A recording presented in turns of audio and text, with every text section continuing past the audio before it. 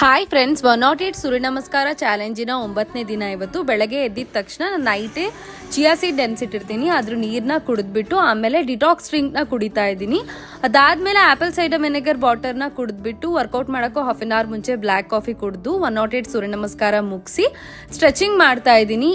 Stretching ಮಾಡೋದು ತುಂಬಾನೇ important, ಇಲ್ಲ ಅಂತಂದ್ರೆ ಬಾಡಿ ಪೇನ್ ಬರುತ್ತೆ. ನಾನು ಇವಾಗ ನನ್ನ ಸ್ಟ್ರೆಚಿಂಗ್ ನ ಮುಗಿಸ್ಬಿಟ್ಟು ಕಪಾಲಭಾತಿ ಮತ್ತೆ ಅನುಲೋಮ ವಿಲೋಮ ಪ್ರಾಕ್ಟೀಸ್ ಮಾಡ್ತಾ ಇದ್ದೀನಿ. ಇದನ್ನ ಮಾಡೋದ್ರಿಂದ ಮೈಂಡ್ ರಿಲ್ಯಾಕ್ಸ್ ಆಗಿರುತ್ತೆ, ಅದ್ರ ಜೊತೆಗೆ ಮೈಗ್ರೇನ್ ಕೂಡ ಕಡಿಮೆ ಮಾಡುತ್ತೆ. ಬೆಳಗಿನ ಬ್ರೇಕ್ಫಾಸ್ಟಿಗೆ ನಾನು ಅವರೆಕಾಳು ಉಪ್ಪಿಟ್ಟು ಮಾಡಿದ್ದೀನಿ, ಅದ್ರ ಮೇಲೆ ಅಗಸೆ ಪುರ್ ಚಟ್ನಿ ಹಾಕೊಂಡಿದ್ದೀನಿ ಅಂಡ್ 8 ಆಲ್ಮಂಡ್ಸ್ ಕೂಡ ತಗೊಂಡಿದ್ದೀನಿ.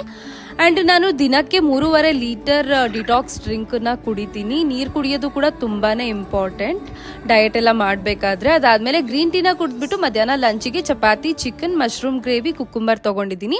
ನೈಟ್ ಡಿನ್ನರಿಗೆ ಹೆಲ್ತಿ ಆಗಿರೋ ಚಿಕನ್ ರೋಲ್ ಮಾಡ್ಕೊಂಡಿದ್ದೀನಿ. ಇದೆಲ್ಲದ್ರ ರೆಸಿಪಿ ನನ್ನ ಚಾನಲ್ ಅಲ್ಲಿ ಇದೆ.